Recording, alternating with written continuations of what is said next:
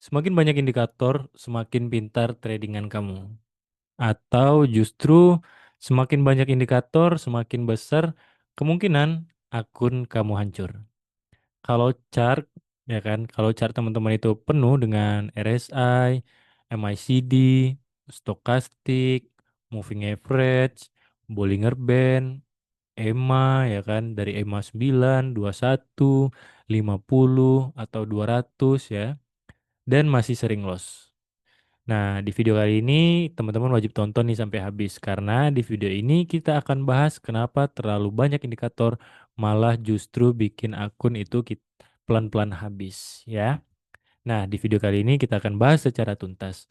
Dan untuk teman-teman yang belum memiliki atau belum join ya ke sebuah komunitas, di sini teman-teman bisa join dan dapatkan berbagai macam akses informasi yang tentu saja akan berguna untuk teman-teman. Nah, di komunitas nanti teman-teman bisa dapatkan dari segi outlook harian ataupun dari update berita ya, informasi tentang gejolak geopolitik ataupun sebagainya. Nah, gimana sih cara joinnya? Cara joinnya itu cukup gampang. Nanti teman-teman bisa klik link yang ada di deskripsi, nanti bisa langsung join. Nah, di dalam nanti teman-teman bisa banyak mendapatkan benefit ataupun informasi yang bisa memungkinkan untuk teman-teman ambil dalam acuan untuk tradingnya. Oke? Tidak berlama-lama, mari kita akan langsung masuk ke pembahasan ya teman-teman. Nah, yang pertama itu adalah ilusi atau confirmation ya teman-teman. Nah, banyak trader yang berpikir semakin banyak nih indikator yang kita pakai, semakin banyak juga konfirmasi ya kan, terus semakin kuat juga entry kita. Kelihatannya memang logis ya teman-teman kalau kita berpikir secara datar aja. Tapi ada satu masalah besar nih teman-teman. Sebagian besar indikator itu berasal dari sumber yang sama yaitu adalah harga ya. Contohnya RSI itu dari pergerakan harga, MACD itu dari moving average harga juga, dan stokastik itu juga dari harga, serta EMA jelas itu dari harga atau ini ya, harga itu maksudnya adalah harga dari atau price dari pair yang teman-teman tradingkan. Artinya apa? Teman-teman tidak mendapatkan informasi baru. Yang teman-teman dapatkan atau lihat itu hanyalah harga yang sama dalam bentuk yang berbeda aja. Itu seperti bertanya ke 5 orang padahal semua membaca buku yang sama. Kelihatannya banyak konfirmasi ya kan, padahal sebenarnya cuma satu sumber. Begitu. Itu juga akan sedikit ya memang terlihat lebih keren di chartnya ya, karena banyak garis-garis ya kan, banyak indikator. Ya kalau untuk kita yang pemula itu bakal lebih seru dan ngebuat kita jadi bersemangat. Tapi ada sisi negatifnya juga teman-teman. Karena kalau terlalu banyak indikator, konfirmasinya itu bakal banyak juga. Dan ketika teman-teman gunakan 5 indikator, tapi semuanya berkata hal yang berbeda. Dari dua indikator mengatakan sell, dua indikator lagi mengatakan buy, dan satu indikator lagi itu masih netral atau harganya itu belum di atas ataupun di bawah. Jadi masih di tengah-tengah. Nah, ketika teman-teman mendapati case seperti itu, apa yang akan teman-teman lakukan? Tentunya teman-teman bakal pusing yang pertama ya kan, karena dari indikatornya sendiri pun itu kan bertolak belakang. Nah, itu dia yang ngebuat ilusi dalam trading ya.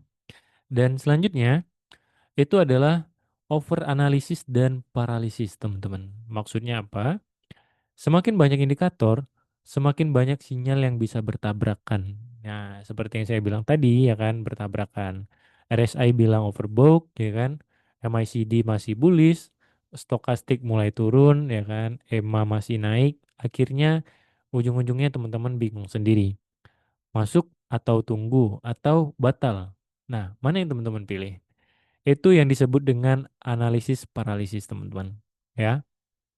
Dan ketika terlalu lama memikirkan market, ya, marketnya sudah jalan duluan. Trader profesional itu lebih suka sistem yang sederhana dan jelas.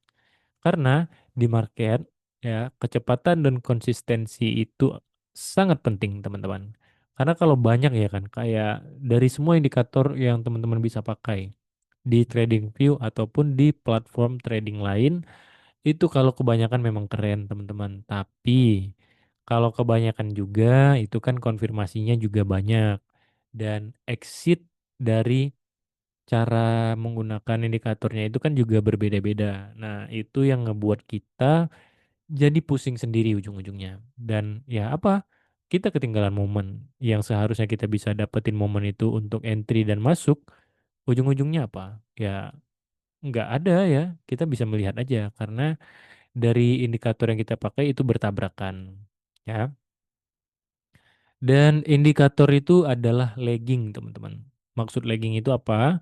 Kebanyakan indikator itu bersifat lagging karena mereka bereaksi setelah harganya bergerak. Contoh sederhananya, harga sudah naik jauh nih, tapi RSI itu baru overbought. Dan harga sudah turun dalam, baru MACD itu nge-cross. Ya.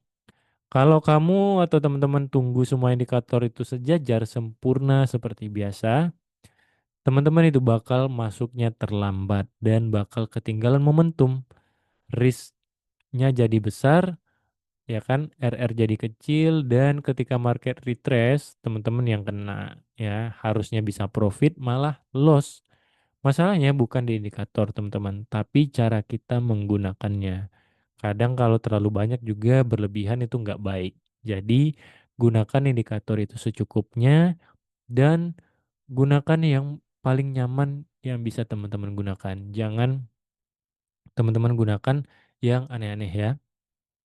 Dan terlalu banyak indikator itu tidak percaya diri. Bisa dibilang seperti itu. Karena apa? Ini yang jarang dibahas kenapa trader pasang banyak indikator. Karena tidak percaya diri dengan analisanya sendiri, semakin tidak yakin ya kan, semakin banyak alat yang dipasang. Padahal trader yang benar-benar paham structure market itu sendiri adalah support resistance dan risk manajemennya itu sendiri. Bisa trading dengan chart yang bersih itu ya itu sebuah kenikmatan juga teman-teman. Dan indikator seharusnya adalah alat bantu teman-teman. Bukan penentu keputusan utama teman-teman dalam trading. Kalau keputusan teman-teman itu tergantung dari tujuh indikator ya, itu bukan sistem. Itu ketergantungan namanya, edik. Itu tidak baik juga. Karena ya itu teman-teman tidak tahu alasan teman-teman entry, hanya menggunakan indikator aja. Kalau indikatornya oke mengatakan satu arah yang sama, tapi tidak selalu indikator itu akan melakukan atau memberitahu arahnya satu. Kadang atau kebanyakan indikator itu juga bertentangan teman-teman. Karena kan ciri-ciri dan karakteristik dari indikatornya sendiri itu kan berbeda-beda, tidak sama. Dari tujuh indikator yang kita pakai pasti berbeda. Kadang ya bisa sama beberapa, kadang kebanyakan juga bertentangan. Nah, ujung-ujungnya apa? Ujung-ujungnya ya teman-teman bakal bingung sendiri. Jadi gunakan indikator itu secukupnya saja ya. Dan apa yang seharusnya kita lakukan?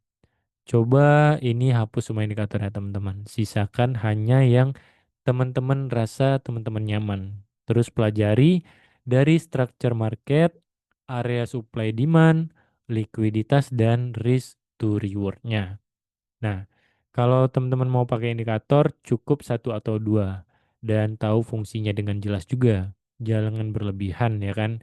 Dan juga jangan karena katanya bagus. Ya, tapi gunakan karena memang teman-teman pelajari dalam dan teman-teman paham.